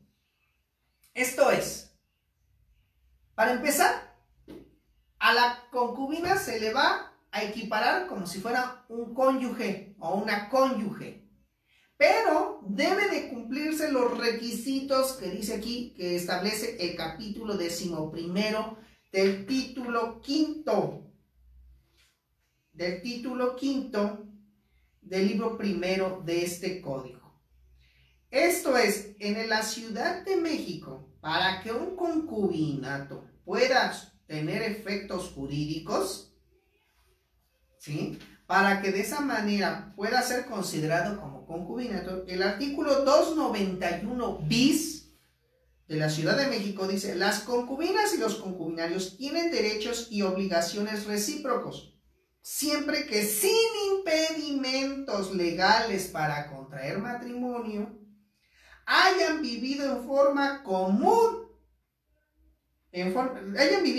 en forma constante y permanente. Ya van dos requisitos. Primero, libres de matrimonio. Y les digo una cosa, por analogía, y libres de otro concubinato. Porque no puede tener un señor o una señora varios concubinos y varias concubinas. Estamos hablando de que si te están diciendo libres de matrimonio, pues también analógicamente también libre de concubinato. Porque no van a llegar dos concubinas a reclamar la herencia, ¿verdad? O tres concubinas. Que los hay, yo sé que los hay. Pero el concubinato dice aquí claramente: libre de matrimonio, que estén impedidos para contraer matrimonio, hayan vivido en común en forma constante y permanente. La constancia y la permanencia, otro requisito. Ella vive por un periodo mínimo de 2 años. En la Ciudad de México nos piden 2 años. Dice de forma constante y permanente por 2 años. Que precedan inmediatamente a la generación. Dice constante y permanente por un periodo mínimo de 2 años que precedan inmediatamente a la generación de derechos y obligaciones a los que alude este capítulo. No será necesario en el transcurso del periodo mencionado, cuando reunidos los demás requisitos, tengan un hijo en común. A ver, esto es muy importante, porque muchos dicen: chin, mi novia ya tuvo un hijo, ya estábamos viviendo juntos, bueno, ella en su casa, yo en la mía, pues ya dice que yo ya soy su concubino porque ya tenemos hijos. No. Fíjense muy bien lo que dice el código. Primero, libres de matrimonio, libres de impedimentos para contraer matrimonio o concubinato. 2, vivir en común, en forma constante y permanente, por un periodo mínimo de 2 años. Solamente el periodo de 2 años se va a reducir cuando haya hijos. Nada más estamos hablando del periodo, o sea, pero debe de seguir requisitos: libre de matrimonio, libre de concubinato, constancia y permanencia, vivir juntos de forma constante y permanente, por 2 años, o en su caso, ese término se reduce si hay hijos de por medio. Porque muchos llegan y dicen: oiga, pues es que resulta que yo tengo 2 hijos de la misma persona, viene cada vez que quiere, pero pues ya para formar concubinato. No, ese no es concubinato. Porque no hay constancia, no hay permanencia, no viven juntos. Así que nada más se reúnen esporádicamente. Eso se le llama unión libre. ¿Cuántas veces las personas confunden la unión libre con el concubinato? Desde el punto de vista jurídico no es lo mismo la unión libre que el concubinato. El concubinato está diciendo claramente cuáles son sus requisitos. Que primero libres de matrimonio, vivan juntos. O sea, que quieran formar una familia por un periodo mínimo de 2 años, o en el caso del Estado de México, fíjense que en el Estado de México no te piden 2 años, te piden 1 año. Así que los que vivan en el Estado de México, si ya llevan 1 año, ya está en concubinato. Si en la Ciudad de México todavía llevan 1 año, todavía no forman un concubinato. Tienen que ser 2 años, 1 año, dice el código. Y que pues solamente se va a reducir ese término cuando haya hijos. Nada más el término, pero todo lo demás tiene que seguir así de forma constante. Entonces, por eso les estoy diciendo, entonces, eso es lo que se debe de acreditar para que de esa forma la concubina tenga derecho a la herencia, ¿sí? Como si fuera una cónyuge. Y se va a aplicar todas las demás reglas generales. Si la concubina concurre con hijos, ella tendrá derecho a la porción como si fuera un hijo más. Siempre y cuando, y volvemos a lo mismo, las mismas características, carezca de bienes o sus bienes no se equiparen a la de un hijo. O sea, se le aplican las mismas reglas de una cónyuge. Pero primero hay que acreditar el concubinato. ¿Y cómo se acredita el concubinato? Si ya dicen, oiga, ¿y qué pasa si ya falleció? ¿Cómo voy a acreditar el concubinato? Primero, pues puedes ir ante un procedimiento que se llama de jurisdicción voluntaria en la Ciudad de México, o en el Estado de México se llama procedimiento judicial no contencioso, donde nada más es una declaratoria por parte de un juez de la existencia del concubinato. Pero para acreditar la existencia del concubinato no basta con que yo diga, no, es que yo he estado con él, nunca tuve hijos, nunca me casé. Hay que acreditarlo. ¿Y cómo se acredita la inexistencia de un matrimonio? Pues principalmente yendo al oficial del registro civil del Estado de México, en este caso de la Ciudad de México al juez del registro civil central, y pides una constancia de inexistencia de matrimonio. Y de esa forma ya tienes ahí esa constancia donde determina que ambas partes pues están libres de matrimonio, y al estar libres de matrimonio significa que pueden celebrar un concubinato, y presentan 2 testigos, donde esos testigos vengan y digan que efectivamente durante todo el tiempo que estuvieron viviendo juntos no tuvieron ningún problema, se comportaron como si fueran un matrimonio, como si fueran esposos, etc. Y de esa forma el juez dicta una resolución donde declara, no constituye derechos, pero sí declara que con base en las pruebas que se aportaron, se acreditó la posibilidad de la existencia de ese concubinato. Y de esa forma es como se lleva a cabo. Entonces, ya por eso la concubina va a tener derecho también a la herencia, como si fuera una cónyuge. Por eso es la equiparación. Pero debe de darse esos requisitos que se establece en el propio artículo 1635 y que va relacionado con lo que ya les comenté del artículo 1291 bis y también el artículo 291 ter, que dice: regirán al concubinato todos los derechos y obligaciones inherentes a la familia en la que fueren aplicables.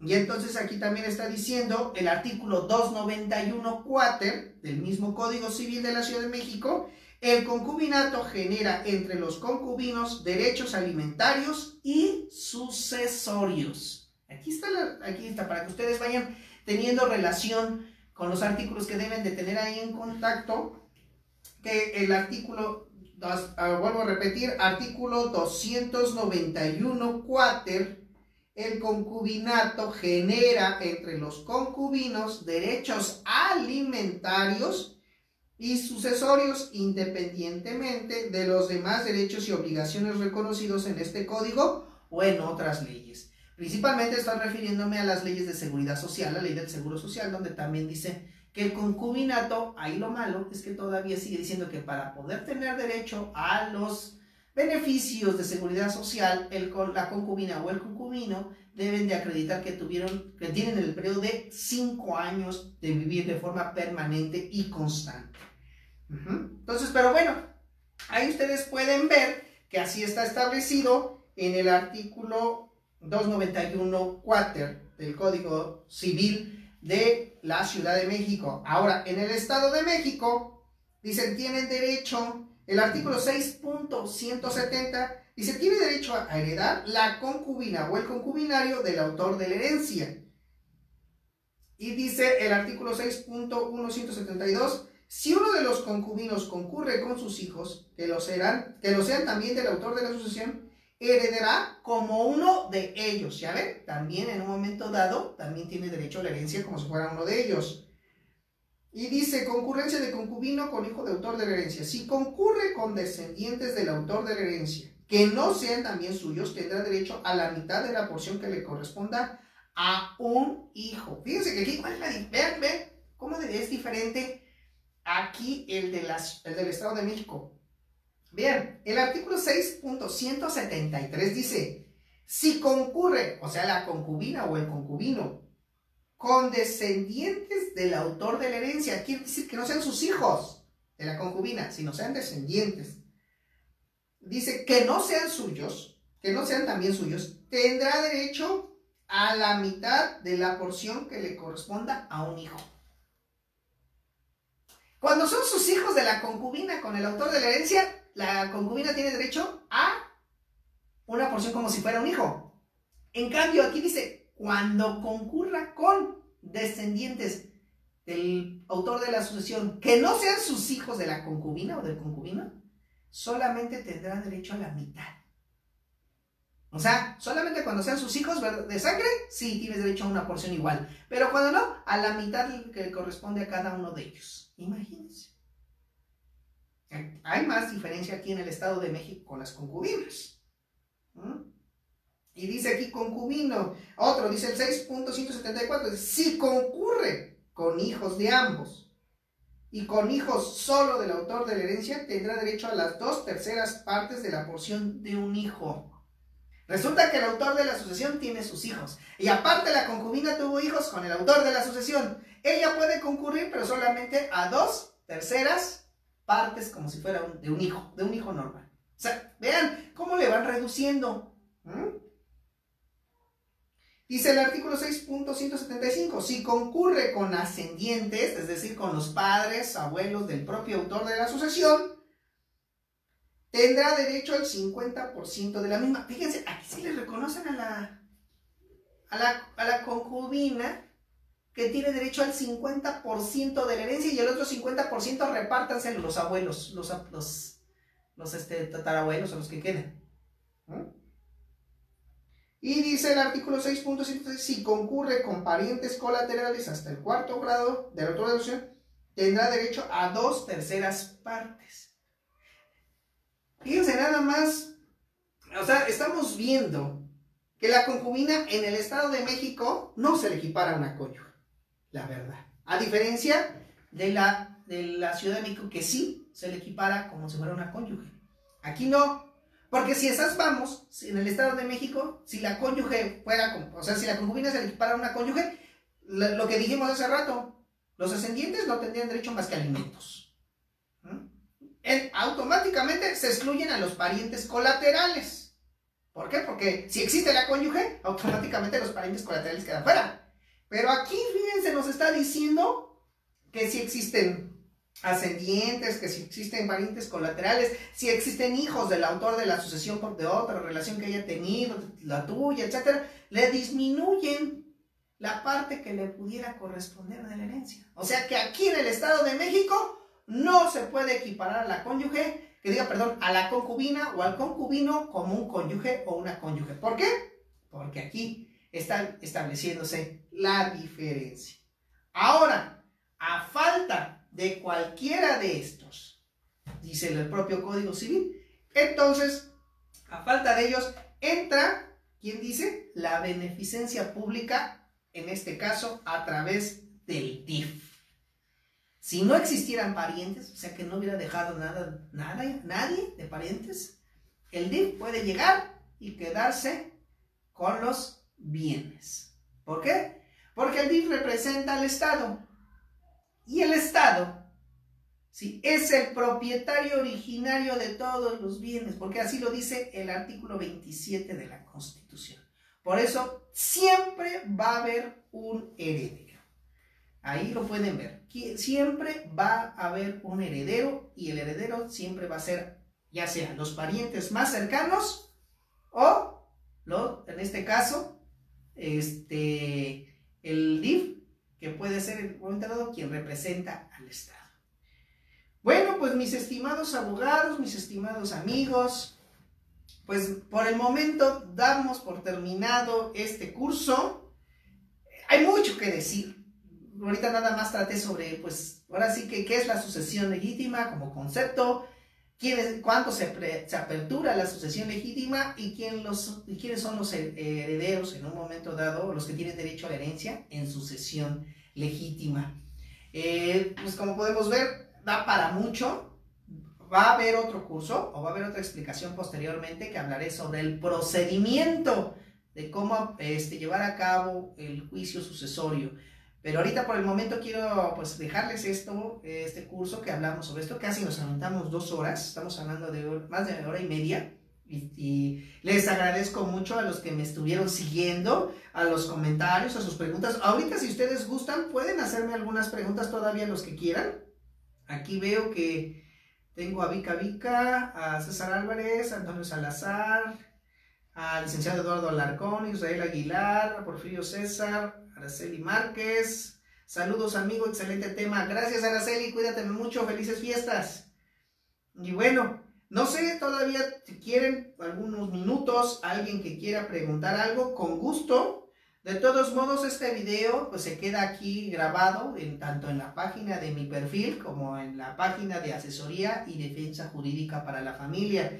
Si en dado caso quisieran alguna consulta personalizada, quisieran ahondar más sobre este tema, con mucho gusto yo los puedo atender. Miren, tengo 2 oficinas en el Estado de México. Una en el municipio de Catepec, cerca de las colonias Ciudad Azteca, y otra ubicada aquí en Los Héroes Tecámac, 6ª sección, aquí donde yo puedo atender a las personas que en un momento dado requieran orientación, los puedo atender. Es necesario que obtengan cita, porque como andamos trabajando de un lugar a otro, por regla general estamos todas las mañanas en los juzgados y en las tardes es cuando los podemos atender, pero luego a veces se nos juntan y es importante que mejor tengan una cita para que de esa manera tengan ya corroborada qué día y a qué hora se les va a atender.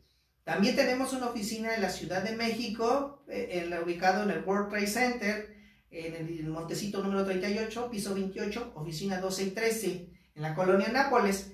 Cuando gusten pueden en un momento también llamarme o escribirme a mi correo electrónico. Mi número telefónico personal, el celular es 044 55 38 96 28 56, o el de mi oficina es el 88 68 64 70. O quieren escribirme a mi correo electrónico lex.semper@hotmail.com, y con gusto yo los atiendo, con gusto yo los oriento. Les digo, si ustedes quieren hacerme alguna consulta, si quieren que en un momento dado les ayude a resolver algún problema sucesorio, porque también pues he ayudado a algunos colegas que luego no pueden encontrarle la solución porque se nos hace ya muy complicado, tanto el ramaje, tantos herederos que aparecen, tantas concubinas también que aparecen, tantas cónyuges que también aparecen, y luego dicen, oiga, pues ¿quién es el primero? ¿Quién es el segundo? Si la buena o mala fe se actualizó, no se actualizó, etcétera. Entonces, por esa circunstancia, pues estoy aquí para servirles, para orientarles. Veo que tengo otros saludos. A ver, vamos a ver, aparte de Araceli, yo tengo a Esmeralda Barraza. Saludos, ¿qué tal, Esmeralda? Buenas tardes. También a Yasmín Monbar. Gracias por el curso, saludos, qué bueno que te sirvió, Yasmín. A Terayaleli Mora, saludos, gracias por compartir sus conocimientos. Al contrario, les agradezco a ustedes que también están al pendiente de las transmisiones y que sobre todo pues les haya servido. Cualquier duda, cualquier orientación, como les digo, pueden ustedes contar con su servidor. Y quedo a sus completas órdenes. No olviden, a partir del día miércoles 1 de enero, en un horario de 7 a 8 de la noche, empezaré de nueva cuenta a transmitir en vivo en esta página de Asesoría y Defensa Jurídica para la Familia, para dar consultas en materia familiar, en materia civil. En estos días, denme oportunidad, ya les digo y les confirmo el tema, si no me equivoco, pues vamos a empezar con el clásico, pensión alimenticia, que es el que más también tienen muchas dudas. Y vamos a hablar sobre la retroactividad de la pensión alimenticia, si se puede pedir el retroactivo o no puede pedirse el retroactivo. Con gusto yo los oriento, ¿sí? Pues muchísimas gracias, mis estimados amigos, seguidores. Les deseo excelentes fiestas todavía. Les deseo un gran año. Gracias, de verdad, gracias. Les agradezco demasiado el que me sigan en esta página, el que todos sus comentarios. De verdad, este año para mí fue muy gratificante. Espero contar con todos ustedes, de verdad, el próximo, que todos les vaya muy bien, que se logren sus propósitos, que de verdad compartan con la familia, disfrútenla. A veces no sabemos lo que tenemos hasta que lo vemos perdido, como dicen, pero ahorita que ustedes lo tienen, aprovéchenlo. Disfruten completamente todo, de verdad, a sus hijos, a sus padres, a su madre, a todo lo que en un momento dado como familia tengan. Y de verdad les deseo lo mejor de lo mejor en este año 2020, que para todos sea de gran dicha, de paz, de prosperidad, de éxito rotundo. Y yo quiero contar con todos ustedes también en el próximo año, y ténganlo por seguro que también con su servidor podrán contar en todo momento. Cuídense mucho, les mando todas mis bendiciones y nos vemos el próximo 1 de enero en un horario de 7 a 8 de la noche con la sección de transmisiones en vivo para dar asesoría, y el tema que va a ser es pensión alimenticia. Les agradezco completamente y excelente día. Hasta luego.